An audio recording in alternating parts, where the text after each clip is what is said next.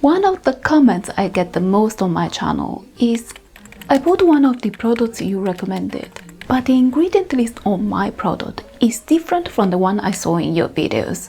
Do you know if the product was recently reformulated? So in this video, I'll tell you exactly what goes in the label of your Korean cosmetics and why two products with identical formulas might have different labels depending on where you buy them from.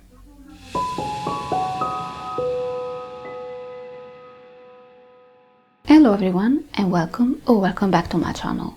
In this video, I'll tell you all you need to know about the labels and ingredient lists of your Korean cosmetics. If it's the first time you visit my channel, my name is Odile and I work as an art director in the beauty industry. I've been researching Korean beauty for over a decade, and on my channel I make informative content on Korean beauty trends and history. So if this sounds right up your alley, make sure to subscribe and turn on notifications. Part 1. Korean cosmetic labels. When we talk about beauty products, I think many people are under the impression that cosmetics are labeled the same way all over the world. When actually, the truth is there are no international standards for cosmetic labeling. And this means that the information you see on the packaging of your cosmetics is different for every country or group of countries if we're talking about the European Union. And this includes the way the ingredients of a product are listed. All cosmetics produced in a country must be labeled according to the standards of that country before they can be sold to the general public. And this also includes foreign cosmetics that are legally imported into that country. In South Korea, cosmetics are regulated by a law called the Cosmetics Act. And according to Article 10 of the Cosmetics Act, these are the things that should always be included in the label of any cosmetic sold in South Korea. First, we have the name of the product. Second, the name of the company that is distributing the product, aka the company that owns the rights of the brand name you see on the packaging. 3. The name of the company that formulated and manufactured the product. As I mentioned in my video on the sunscreen controversy, it's very common for beauty brands to outsource formulation and manufacture of their products to external companies. South Korea is one of the few countries in the world that legally requires beauty brands to disclose this information, to allow consumers to get a real understanding of what they're buying and who they're buying from. Next, we have the list of ingredients contained in the product, the net contents of the product, meaning how much product you're actually getting, the batch number of the product, which is usually a combination of letters and numbers. Then we have the expiry date of the product. The date will follow the format EXP, year, month, day, followed by 가지, the Korean word for until. If a product was legally approved as a functional cosmetic, you will see the Korean word for functional cosmetic on the packaging. Functional cosmetics are particular types of products that are subject to pre-market approval from the Korean authorities.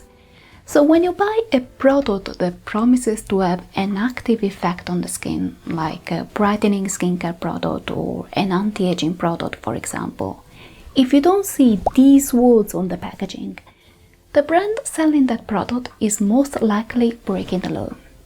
Lastly, your products should always have precautions for use, an official barcode, and recycling instructions. Out of all these things, these are the ones that should always be included in the primary packaging of a product, no matter how small. The primary packaging is legally defined as the container that comes in direct contact with the formula of a product. Usually it's either a bottle, a tube, or a jar. The rest should be listed in the box that usually contains the primary packaging. If a product is sold without a box, the brand must indicate on the primary packaging a website or a phone number that the consumer can use to access the information. Now that's covered, Let's have a look at how ingredients are listed in the labels of Korean cosmetics. In October 2008, the South Korean authorities officially adopted what is called the All-Ingredient Labeling System, a labeling practice that's been used in the United States since 1977, in the European Union since 1997, and in Japan since 2001. According to this practice, all ingredients contained in a product should be listed in descending order of weight, from the highest to the lowest, but ingredients that are used in concentrations of less than 1% can be listed in any order. But how can you know which ingredients are used in concentrations of less than 1%? To be honest, there's no official way to know, but there are some ingredients that can help you in that sense. For example, in South Korea, a preservative called phenoxyethanol is only allowed in cosmetics in concentrations of up to 1%. So if you spot phenoxyethanol in the ingredient list of any of your products, you will know that the concentration of every ingredient listed after it is less than 1%. This is the complete list of ingredients that are allowed in concentrations of maximum 1%. You can screenshot it and keep it for your reference, but if you repost it somewhere, please don't forget to credit. That being said, there are some ingredients that can legally be omitted from the ingredient list of a product, and these are called incidental ingredients. According to Article 19 of the Enforcement Rule of the Cosmetics Act, incidental ingredients are defined as 1. Ingredients that are not harmful to the human body and that are removed in the course of manufacture and do not remain in the final product. 2. Any other ingredient like stabilizers and preservatives that are already present in raw materials. I know this sounds very abstract and complicated, but think about plant extracts, for example. To make a plant extract, you can't just throw a plant in a blender and call it a day. You need many other ingredients to adjust the viscosity of the extract, for example, or to stabilize it. Not to mention, you need preservatives to make sure that the extract doesn't go bad after a couple of days. All these ingredients fall under the definition of incidental ingredients. And believe it or not, every country in the world allows them to be omitted from the ingredient list of a cosmetic product. So it's not just a Korean thing. Part 3. International differences. When cosmetic products are legally imported in a foreign country, they must be relabeled according to the standards of that country. And when I say legally imported, I'm not talking about regular people buying cosmetics for personal use. I'm talking about companies buying products from abroad to resell them in their home country. So if you're American, for example, and you buy some skincare from a Korean website like Jolts, that is considered a personal purchase, and the products you receive will be labeled according to the Korean standards. However, when you buy skincare from a retailer that is based in the US, like Sephora US, for example, those products were first imported by Sephora and relabeled according to the American standards. But if the US, the EU, Japan, etc. are all following the all-ingredient labeling system, how come identical products are labeled in different ways across the world? Well, there are 3 main reasons for this. The first one is simple. Some countries have particular standards when it comes to the order of ingredients. For example, the US and Europe recommend coloring agents to be listed at the very end of the ingredient list, while in Korea they can be listed anywhere in the formula. So that can affect the order in which the ingredients are listed on your product. The second reason is that even though all countries allow incidental ingredients to be omitted from the ingredient list of a product, each single country has a different definition of what constitutes an incidental ingredient. For example, the American FDA defines an incidental ingredient as a substance added to a cosmetic as a component of a cosmetic ingredient and having no technical or functional effect in the finished product.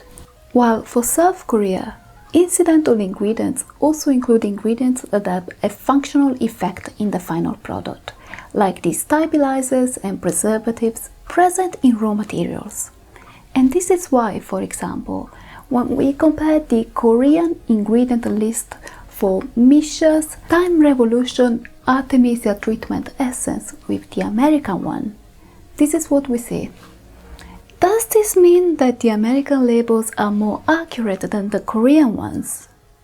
Not really.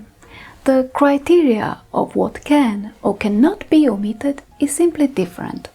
For example, in South Korea, beauty companies are legally required to disclose if any allergen is used in a product as an incidental ingredient, while in the US, this can be omitted. For your information, this is the list of allergens recognized by the Korean authorities, by the way. And the last reason is marketing. Remember when I said that every ingredient that is used in a concentration of less than 1% can be listed in any order? Well, sometimes beauty companies decide to adjust the order of these ingredients to appeal to a specific market. So, for example, if a Korean brand thinks that Americans are crazy about CBD oil, when they export a product that contains less than 1% CBD oil to America, they can move up the CBD oil in the ingredient list. So an American consumer will look at the ingredient list and think that that product contains a significant amount of CBD oil. What I wanted to say with this video is that since every single country allows for different omissions, there are no ingredient lists in the world that are 100% accurate, so it's not worth obsessing too much over ingredient lists. And if you have any serious allergy or sensitivity, please make sure to sample a product before committing to a full size. And that was it for today. I hope you enjoyed this video and please don't forget to give it a thumbs up and subscribe for more informative content on Korean beauty. Thanks for watching and I'll see you next time.